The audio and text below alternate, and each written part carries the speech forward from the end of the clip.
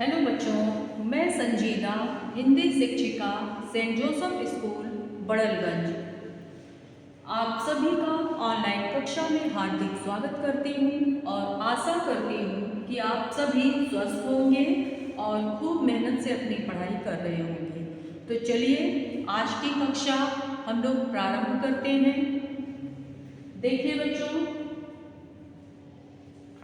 आज हम लोग कक्षा 9 के शब्द निर्माण के अंतर्गत समास नामक प्रकरण को पढ़ेंगे।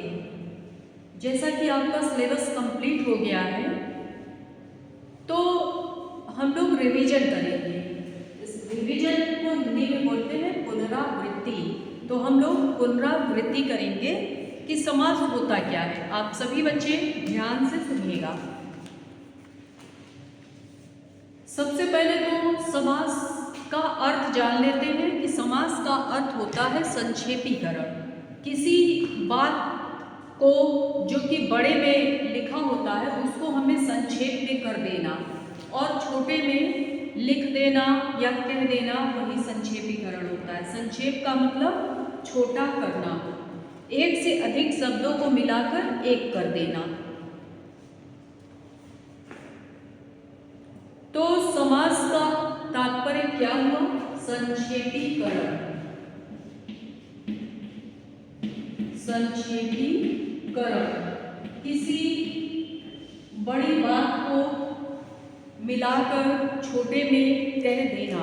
अब इसकी परिभाषा देखते हैं कि शब्द निर्माण की वह प्रक्रिया। आपको पता है कि शब्दों का निर्माण कई तरीकों से होता है।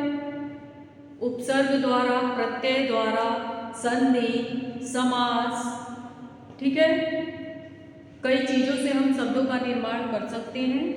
तो शब्द रचना की ऐसी प्रक्रिया जिसमें दो या दो से अधिक शब्दों के मेल से एक नया शब्द बनता है। याद रखिएगा, वर्ड नहीं होगा, शब्द होगा। शब्द निर्माण की वह प्रक्रिया जिसमें दो या दो से अधिक शब्दों के मेल से नया शब्द बनता है उसे ही समास कहते हैं। दो या दो से अधिक शब्द अगर आते हैं तो उनके मेल से एक नया शब्द बनता है, वही समास कहलाता है। जैसे राज, महल, दो शब्द हुए, दोनों को हम संक्षेप में मिला देंगे, छोटा कर देंगे। राजा का महल है तो राजमहल हो जाएगा। का जो कारक चिन्ह है इसको हटा देंगे तो हो जाएगा राजमहल। यही संक्षेपीकरण है। अब देखिए, समास में दो पद होते हैं। पहला उत्तर पद, पहले वाले को हम लोग पूर्व पद बोलते हैं। कितने पद होते हैं? समास के अंतर्गत दो पद होते हैं। पहले वाले को बोलते हैं पूर्व पद और जो दूसरा होता है उसको बोलते हैं उत्तर पद। और इन दोनों को मिलाकर जो नया शब्द बनता है, जैसे राजमहल है, राजा का महल, ये तो अलग अलग हो गया, विग्रह हो गया। लेकिन राजमहल है तो राज हमारा पूर्व पद हो गया और महल क्या हो गया? उत्तर पद। अब इन दोनों को मिलाकर जब हम नया शब्द बनाते हैं तो उसे बोलते हैं सामासिक। क्या बोलते हैं? सामासिक। या इसका मतलब या होता है, या समस्त पद। सामासिक या समस्त पद। तो इसको मिलाकर क्या बनेगा? राजमहल। क्या बन गया? राजमहल। ठीक है बच्चों, समास में दो शब्दों के मेल से जब नया शब्द बनता है तो उसे समास कहते हैं। और समास में दो पद होते हैं, पहला पूर्व पद, दूसरा उत्तर पद। जब इन दोनों को मिलाकर एक नया शब्द बनता है तो उसे सामासिक या समस्त पद कहते हैं। जैसे राजमहल। इतना समझ में आ गया? इसके बाद हम लोग देखते हैं समास विग्रह। पहले तो हम लोगों ने समास पढ़ा, जिसमें दो पदों को जोड़कर सामासिक या समस्त पद नया शब्द बनाया। अब हम लोग देखेंगे कि समास विग्रह क्या होता है। समास विग्रह के अंतर्गत जो समस्त पद होते हैं इन दोनों पदों को अलग अलग किया जाता है। जैसे ये राजमहल समस्त या सामासिक पद है, इन दोनों को जब हम अलग अलग कर देंगे तो हो जाएगा राज प्लस महल, राज प्लस महल। तो ये हमारा विग्रह हो जाएगा, अलग हो जाएगा।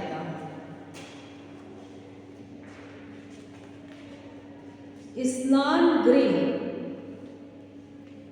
मतलब स्नान के लिए घर। तो के लिए सबसे पहले तो हमको कारक चिन्ह याद करना जरूरी है। कारक चिन्ह याद होगा तभी आप हर चीज़ों को अच्छे से कर पाएंगे। समास है, संधि है, सब में आपको कारक चिन्ह का प्रयोग करना है। तो स्नान गृह है, स्नान के लिए गृह या घर अलग हो गया। इतने बड़े में है स्नान के लिए गृह, तो इसका सामासिक या समस्त पद बनेगा स्नान गृह।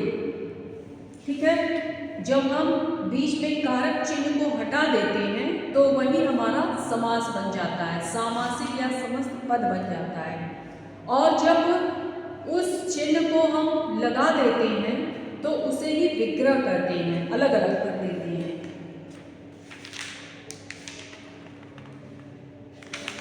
तो इसी तरह से अब हम लोग देखेंगे समास का अर्थ और इसमें कितने पद होते हैं, ये हम लोगों ने पढ़ लिया। अब हम लोग देखते हैं कि समास के कितने भेद होते हैं। ठीक है, तो समास के कुल 6 भेद होते हैं। कितने भेद होते हैं? 6 भेद होते हैं। समास के कुल 6 भेद होते हैं। अब सभी लोग ध्यान से देखिए। पहला है अव्ययी भाव समास,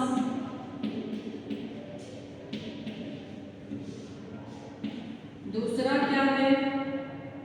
द्विगु समास, तीसरा है द्वंद्व समास, चौथा है कर्मधारय समास,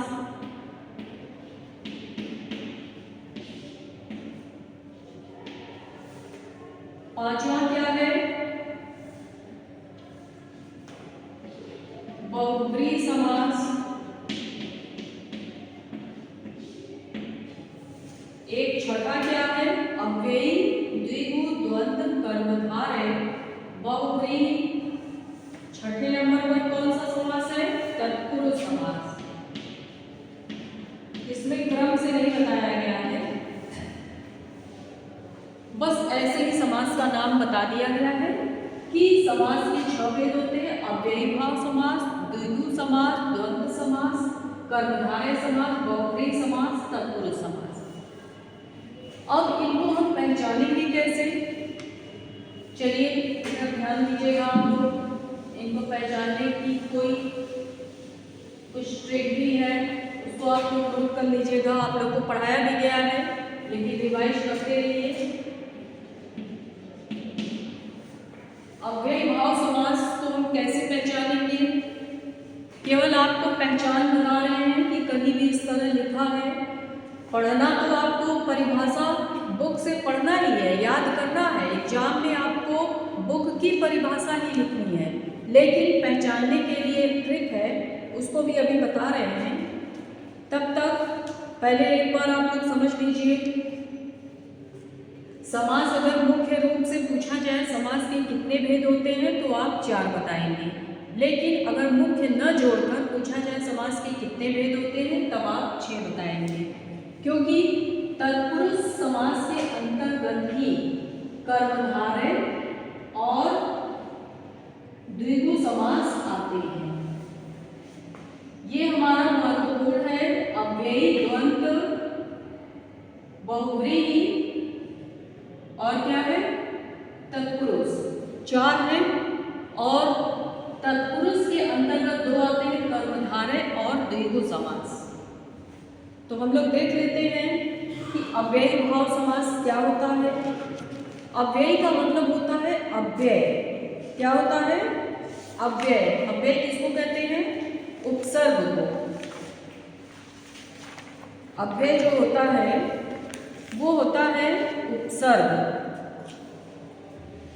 जैसे कहीं भी आपको दिख जाए उपसर्ग वाले शब्द या एक शब्द कई बार दिख जाए, जैसे यहाँ नोट कर लीजिए, इसकी ट्रिक है।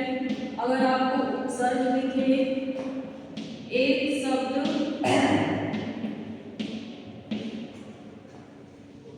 दो बार दिखे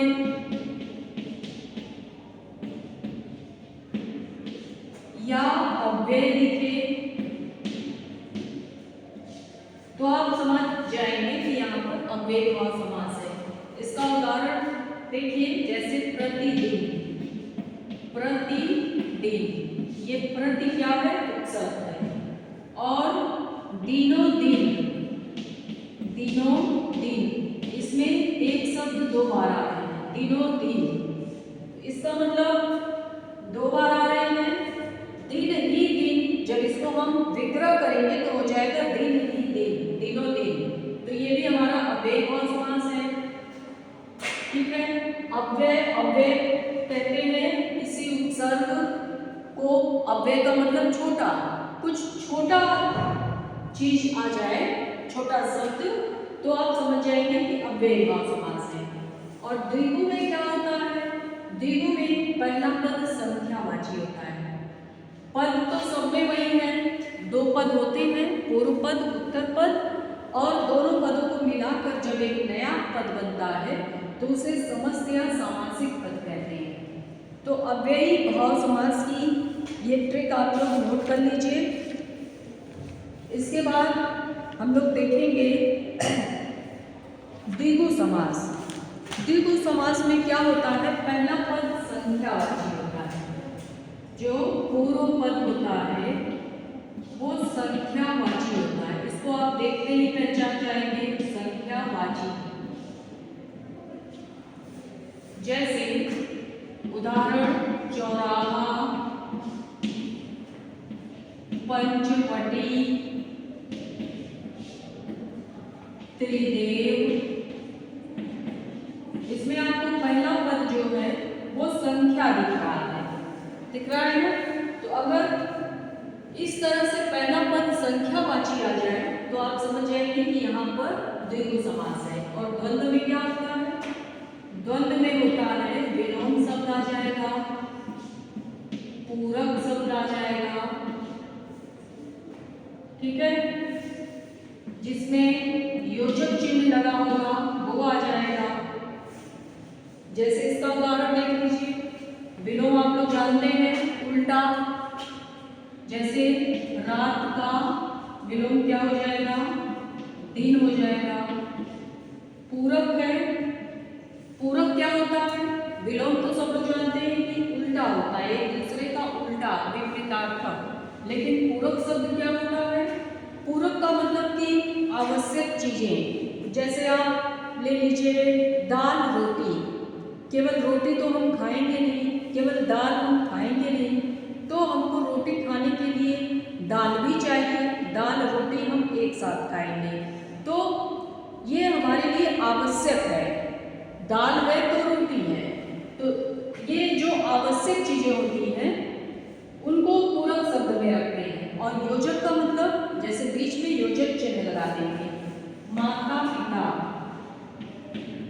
माता पिता लिखने के बाद यहाँ बीच में योजक चिन्ह।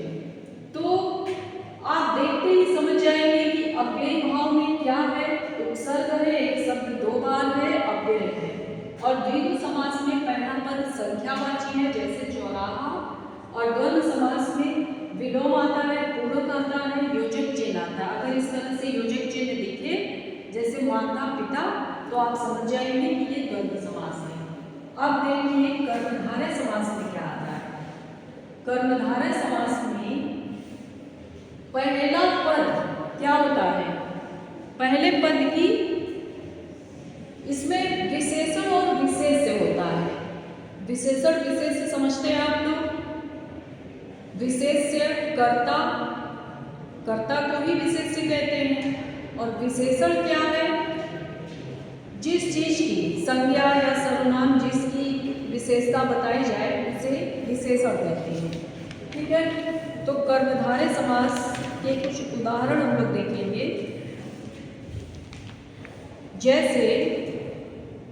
जैसे हमारा हो गया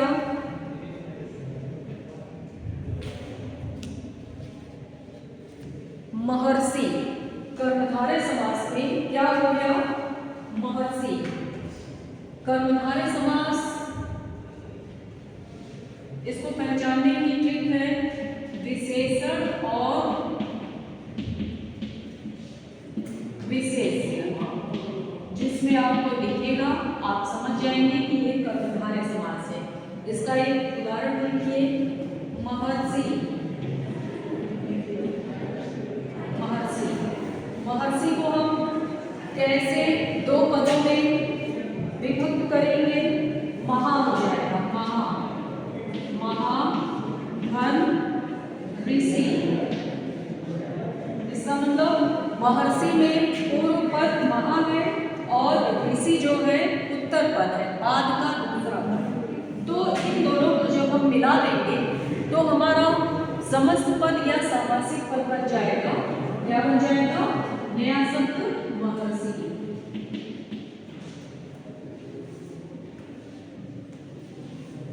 तो इसमें विशेषण और विशेष्य होते हैं और इसमें बीच में आता है, इसमें बीच में है जो का प्रयोग आता है। जैसे ले लीजिए उदाहरण, नील गाय।